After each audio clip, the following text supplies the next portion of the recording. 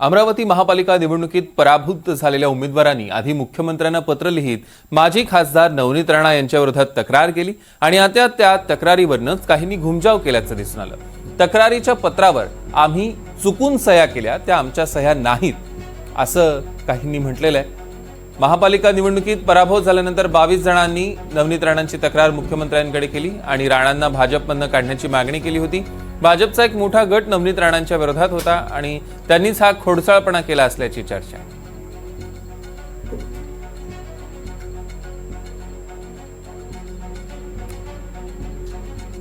आमच्या पक्षाचे अध्यक्ष माननीय नितेशजी धांडे साहेब यांची वरिष्ठांकडे तक्रार केलेली आहे आणि आमचे पक्षाचे स्टार प्रचारक नवनीत भाभी यांचे सुद्धा त्यात तसं नाव टाकण्यात आलं आहे, परंतु आमचा त्यांच्याशी काहीही संबंध नाही।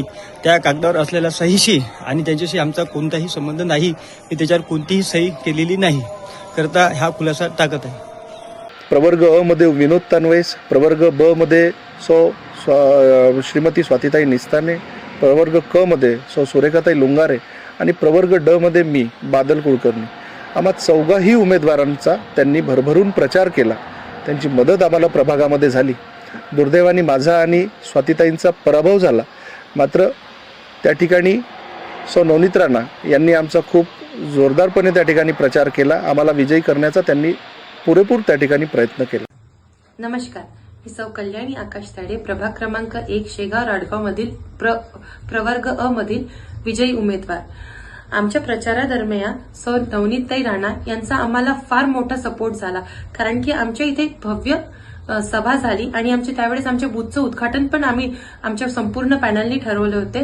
त्यावेळेस नवनीतताई राणा आल्या आणि माझ्या संपूर्ण पॅनलचं भरभरून त्यांनी प्रचार केला।